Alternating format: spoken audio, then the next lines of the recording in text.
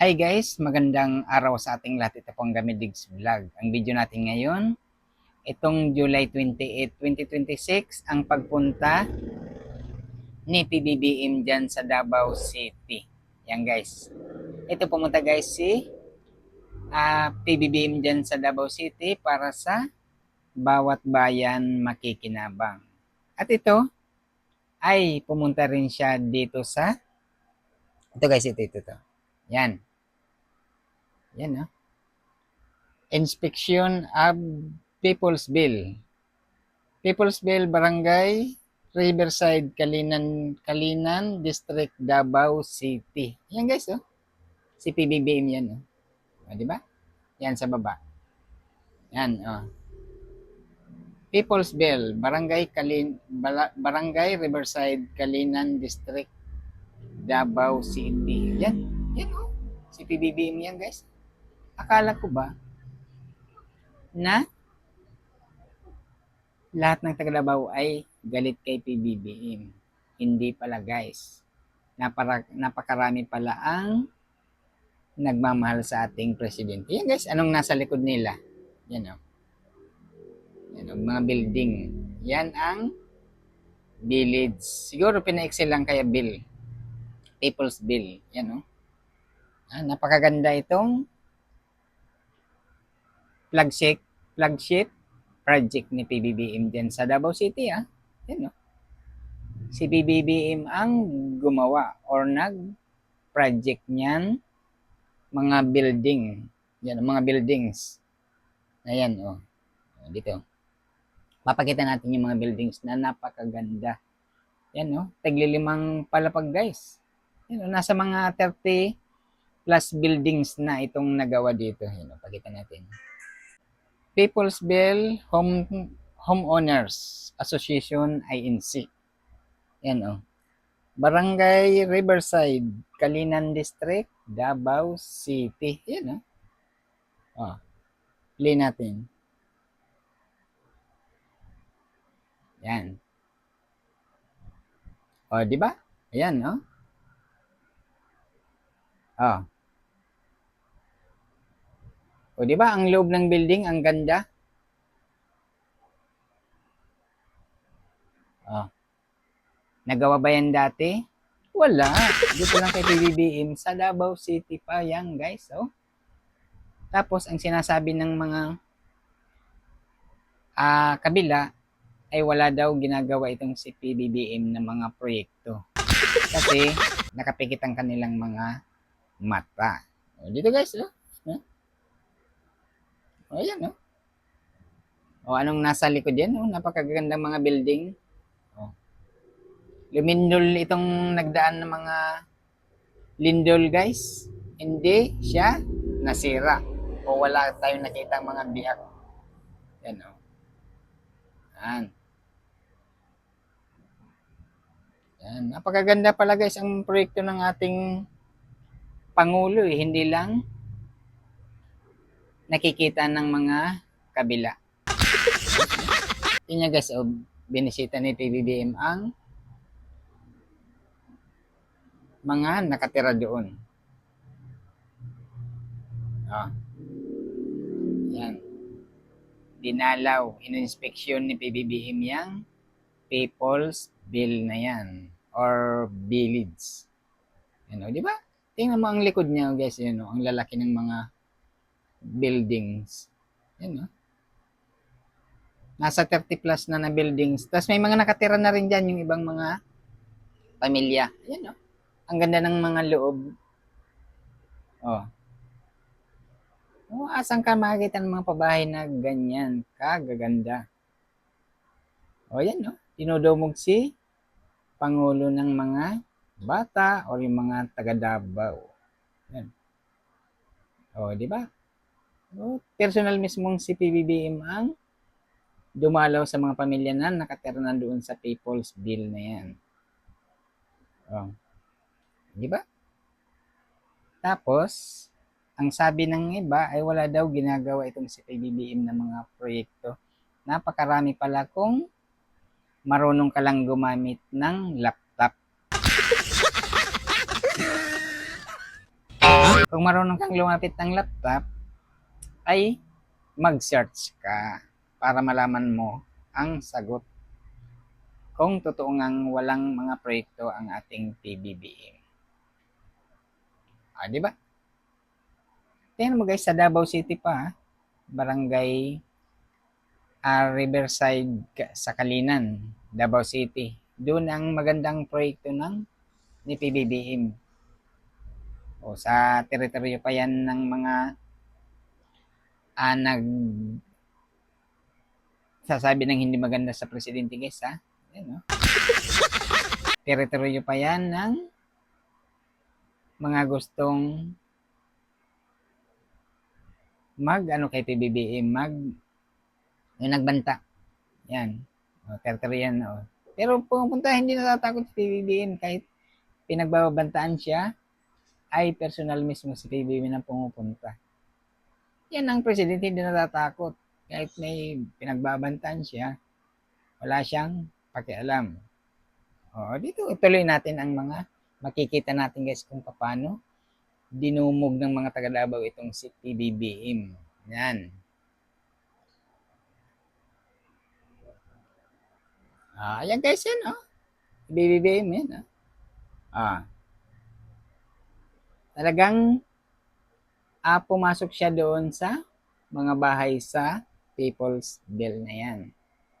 Tapos, mga naglibli sa kanya yung mga bata, tapos yung mga tao ay mga mababait sa kanya. Yan, Hindi siya pinagsasalitaan ng kung ano-ano.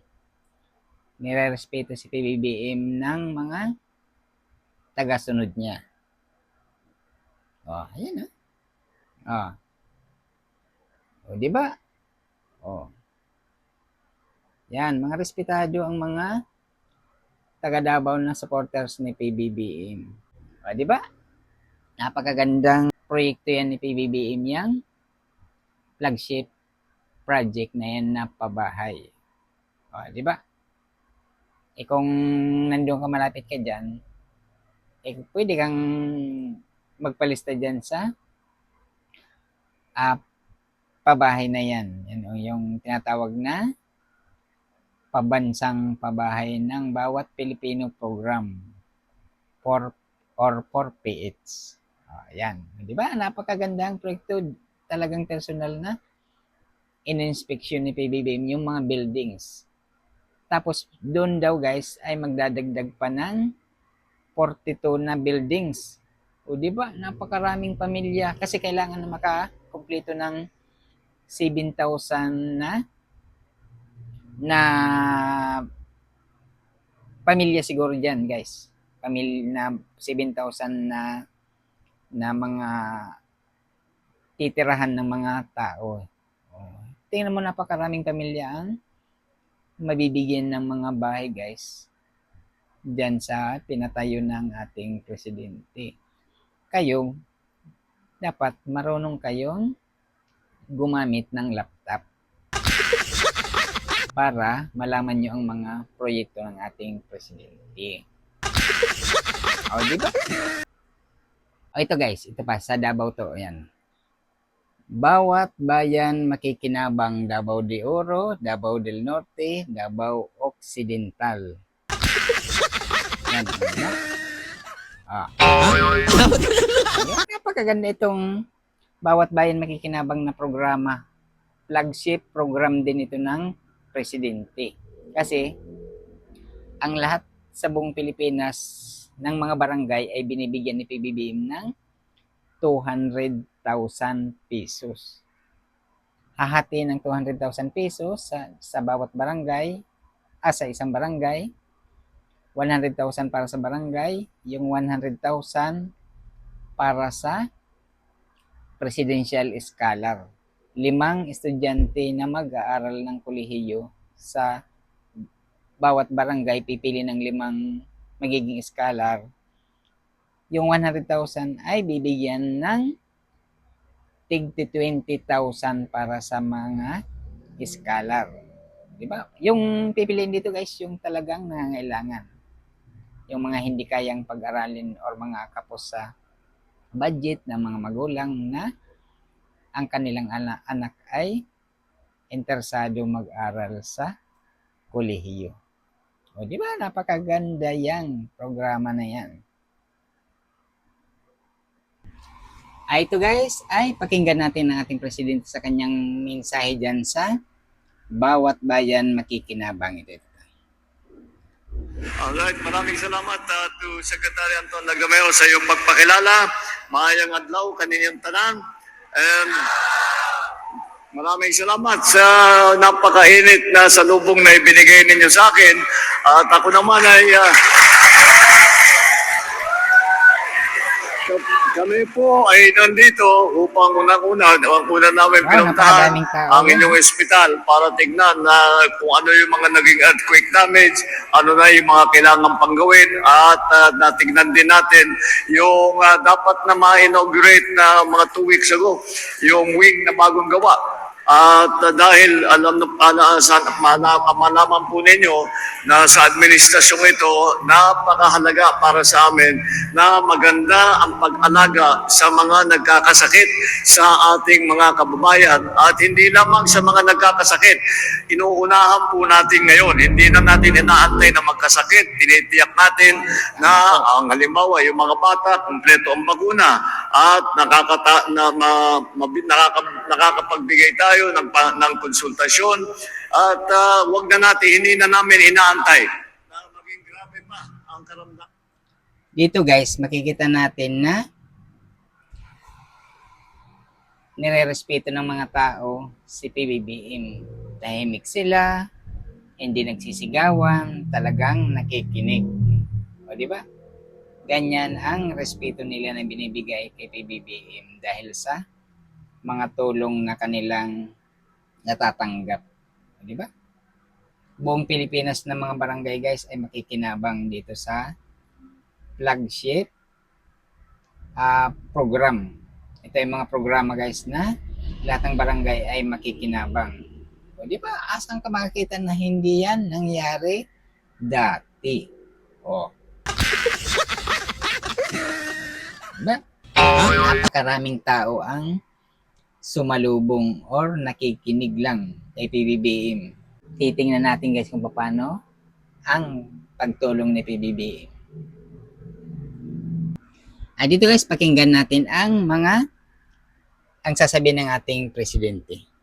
Ang sistema po na ginagawa natin dito, lahat ng barangay sa buong Pilipinas ay binibigyan natin ng 200,000 piso bawat barangay. Buong Pilipinas to, hindi lang po dito sa inyo.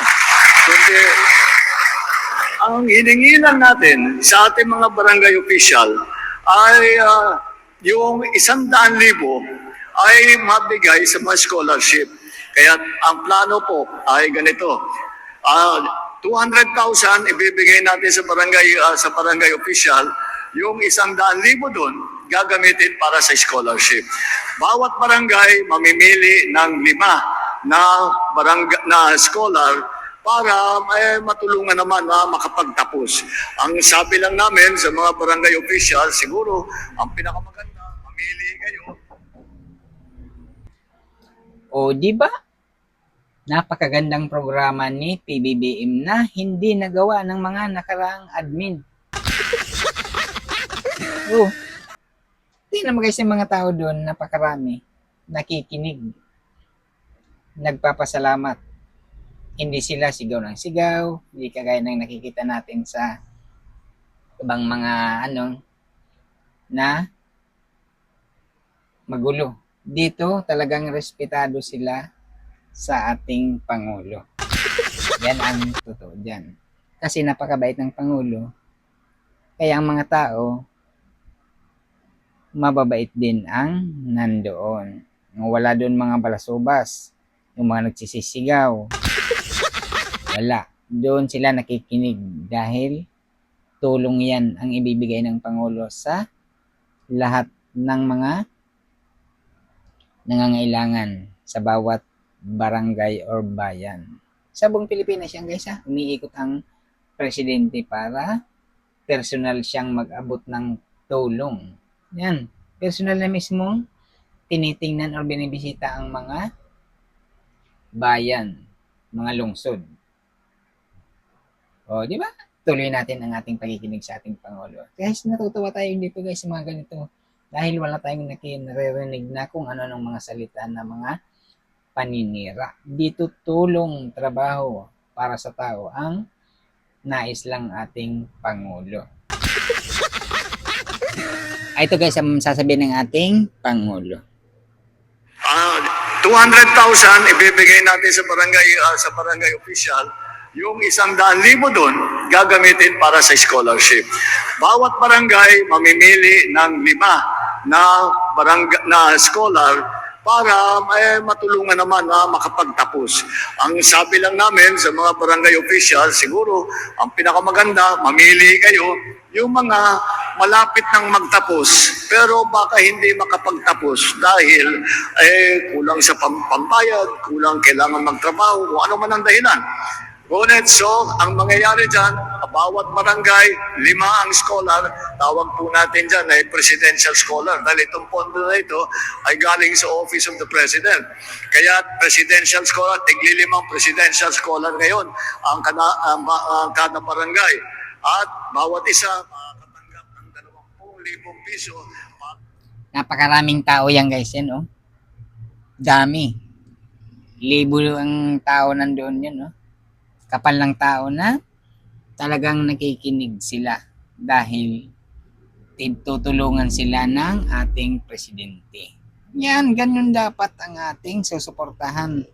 Huwag tayo susuporta doon sa mga paninira lang ang ginagawa or mga nagbabanta. Dito tayo sa tulong sa atin. Huwag tayo doon magbabaka sakali tayo doon sa mga wala tayong naririnig na maayos dito sa ating presidente na napakaganda ang mga plano para sa ating at sa ating bayan. O di ba? Sa kanilang pangangailangan para naman makapagtapos sila. Yan guys, pinapalakpakan. Ito po ay napakahalaga. Ito, nandito nakikita ko, meron dito yung mga ibang scholar ay nakarating dito. At ang lagi kong sinasabi sa ating mga presidential scholar, sana mapakinabangan ninyo na mabuti itong pondong ito. Dahil napakahalaga yan para makapagtapos kayo. Ang mahalaga ay makapagtapos kayo dahil kapag maganda ang inyong pinag-aralan, kapag maganda ang naging training ninyo, ay malaking bagay ito para makatulong sa inyong sarili, pagandahin ang buhay ninyo, pagandahin ang buhay ng inyong mga pamilya, pagandahin ang komunidad ninyo, at sa ganung paraan para pagandahin ang buong Pilipinas. Dahil iba po ang Napakaganda ang programa na to guys. Di ba? Sa Davao yan guys ha. Sa Davao yan na pinuntahan, sa Davao City yan na pinuntahan ni PBBM. Oh, ano? Diba? Ang presidente ay walang pinipiling lugar. Lugar man yan ng naninira sa kanya, lugar man yan ng mga kalaban sa politika, pero hindi niya pinipersonal yan. Kay PBBM walang sa kanyang kalakalaban sa politika, ang kanyang pagtulong lang sa mga tao. Wala siyang pinipili na lugar or anumang kahit hindi sumuporta sa kanya, pinupuntahan niya, tinutulungan niya. Yan ang magandang presidente. Dapat sa susunod na mag-elect tayo ng presidente ay ang tulad nitong mabait, wala tayong narinig masasamang mga pananalita, lalong-lalo na ang mga makapilipino ang ating pipiliin. O, di ba? Kaya, di ba napakaganda ang programa ng ating Pangulo. Tulong ang ginagawa ng ating presidente. Napakaganda ng programa na yan na bawat barangay or bawat bayan makikinabang at magkakaroon pa ng mga scholar bawat barangay. Nagawa ba yan dati ng mga admin? Ito, ngayon, nakikita ng mga tao, yan mo yan, oh. Daming mga tao guys, ano? Diba? Respeto ang kanilang pinapakita kay PBBM. Hindi sila kagaya ng mga ibang ano nagsisisigaw. Dito, yan, no? Napakaganda ng ano nila yan. No? Tarinig pa natin guys ang mga mensahe ng ating Pangulo. Tapos, alam nyo po, ang pamahalaan, ang inyong pamahalaan, ay hindi lang nag-uutos sa inyo na ito yung gagawin ninyo, ganyan ang gagawin ninyo. Yung mga opisyal, mga kababayan natin. Kami po ay kasama po dyan, kami nakikinig po. Kaya kung meron kayong mga hinain, meron kayong mga inaalala, meron kayong nakitang maganda na sa palagay ninyo ay dapat gawin, sabihin niyo po kami. Sabihan ninyo ang inyong mga local official, sabihin ninyo yung mga opisyal sa mga ahensya ng gobyerno, kung national man o kung local man, at kung kaya namin gawin. Kung ito ba, ay diba? kung ano pa, Davao sasabihin yan, ninyo guys. sa amin, kung Nasa ito Davao ba yan, ay makakatulong na Talagang mabuti sa ating mga kababayan, respetado hanggat ng kaya mga po ng ating pamahalaan, nagpakita gagawin kay po PBBM natin para dyan ng tiyakin respeto. na lahat ng pangangailangan ninyo o karamihan ng pangangailangan ninyo Wala tayong masasabi dito guys sa mga programa ng ating presidente at saka mga project. O, di ba? Malaking tulong sa mga tao ang ginagawa ng ating presidente. BBM. Ito pa guys, ito. Ito yung malaking tulong sa ating mga kababayan. Kaparinig natin itong nagpapasalamat ng mga scholar ng bayan. Scholar ng presidential scholar. Sorry naman. Sila ang mga presidential scholar na mabibigyan ng pagkakataon na makatapos sa pag-aaral sa kolehiyo. Saan ka makakita ng mga ganyang mga programa na napakaganda? Ayan guys, hanggang dito na lang itong ating video para sa mga programa ng ating presidente sa mga bawat bayan ay makikinabang. Guys, hanggang dito na lang itong video. Para sa ating